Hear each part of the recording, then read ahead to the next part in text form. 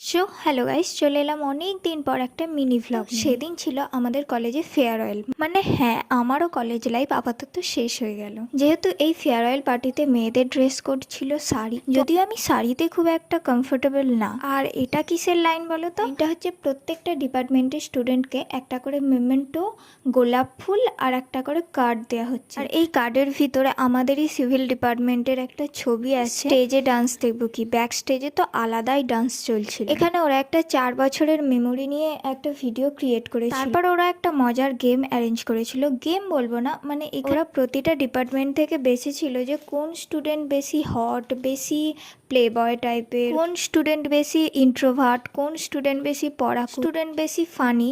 তো এরকম কিছু ফানি টপিক নিয়ে ওরা প্রাইজ দিচ্ছিল। সব কমপ্লিট করে আমরা চলে গিয়েছিলাম ক্যান্টিনে লাঞ্চের জন্য। তো আজকে লাঞ্চে ছিল আমাদের biryani. Like, share and subscribe করে দিও। বাই।